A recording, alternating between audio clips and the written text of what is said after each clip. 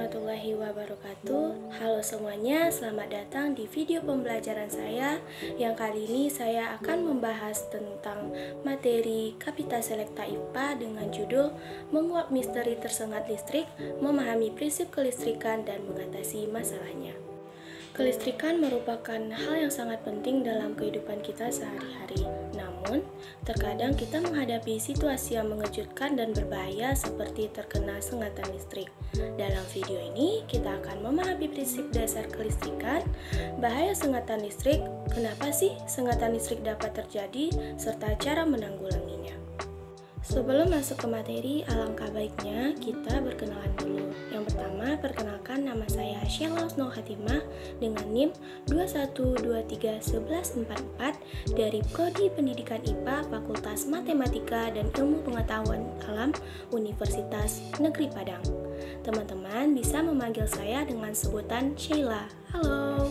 Nah, untuk video ini saya buat memenuhi tugas akhir saya pada mata kuliah Kapita Selekta IPA dengan dosen pengampu Ibu Tuti Lestari. Baik, yang pertama kita akan membahas tentang prinsip dasar kelistrikan, yang mana kelistrikan adalah cabang ilmu yang mempelajari fenomena listrik dan pergerakan elektron. Listrik adalah aliran partikel bermuatan yang dalam hal ini adalah elektron melalui suatu penghantar seperti kabel. Konsep-konsep dasar dalam kelistrikan adalah tegangan, arus, dan resistensi. Mari kita bahas satu persatu. Yang pertama yaitu tegangan. Tegangan dikenal juga sebagai beda potensial atau voltase. Adalah gaya dorong yang mendorong elektron bergerak dalam suatu rangkaian. Tegangan diukur dalam satuan volt. Tegangan yang diberikan pada suatu sirkuit listrik akan mempengaruhi laju aliran arus. Yang kedua yaitu arus listrik. Arus listrik adalah jumlah elektron yang melewati suatu titik dalam waktu tertentu. Arus listrik diukur dalam satuan ampere atau A. Arus dapat mengalir dalam dua arah. Arus positif ke negatif merupakan arus arah, dan arah bergantian antara positif dan negatif merupakan arus bolak-balik. Yang ketiga yaitu resistensi. Resistensi adalah hambatan yang dialami oleh arus dalam mengalir melalui suatu penghantar. Hambatan ini disebabkan oleh karakteristik fisik dan material penghantar. Resistensi diukur dalam satuan ohm atau ohm. Semakin tinggi resistensi, semakin besar hambatan yang dihadapi arus dalam mengalir. Konsep tegangan, arus, dan resistensi saling terkait dalam hukum dasar kelistrikan yang dikenal sebagai hukum Ohm. Hukum Ohm menyatakan bahwa arus dalam satu rangkaian listrik sebanding dengan tegangan yang diterapkan pada rangkaian tersebut dan berbanding terbalik dengan resistensi penghantar.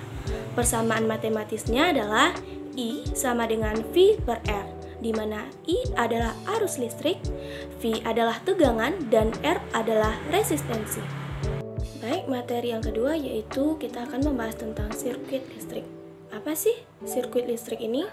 Sirkuit listrik adalah serangkaian komponen-komponen elektronika yang dirangkai untuk mengalirkan listrik dari sumber daya ke perangkat yang diinginkan. Sirkuit listrik dasar terdiri dari beberapa elemen penting termasuk sumber listrik, kabel, komponen listrik, dan yang keempat yaitu saklar. Mari kita bahas satu persatu. Yang pertama yaitu sumber listrik. Apa sih sumber listrik ini? Sumber listrik adalah perangkat yang menyediakan energi listrik untuk sirkuit. Contohnya sumber listrik adalah baterai dan adaptor listrik. Yang kedua yaitu kabel. Kabel atau penghantar adalah saluran yang digunakan untuk mengalirkan arus listrik antara komponen-komponen dalam sirkuit. Kabel terbuat dari penghantar seperti tembaga atau aluminium yang memiliki konduktivitas listrik yang baik.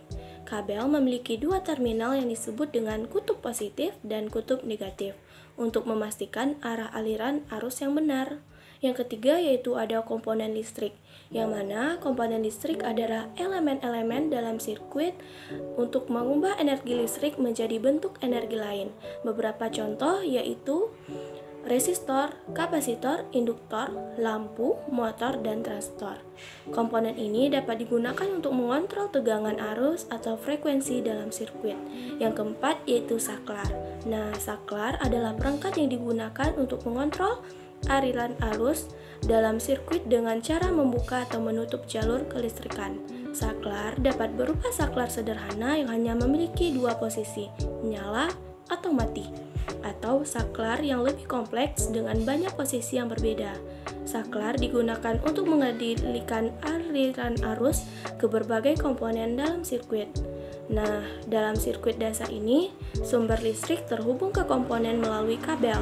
Kabel mengalirkan arus listrik dari sumber ke komponen yang membutuhkan energi.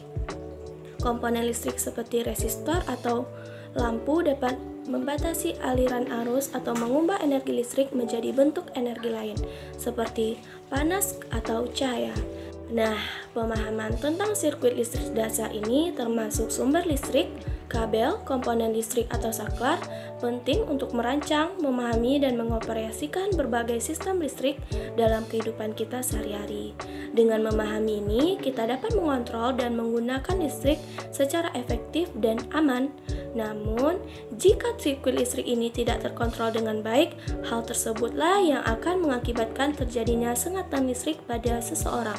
Untuk lebih jelasnya, mari kita bahas pada bagian selanjutnya, yaitu penjelasan tentang apa itu tersengat arus listrik.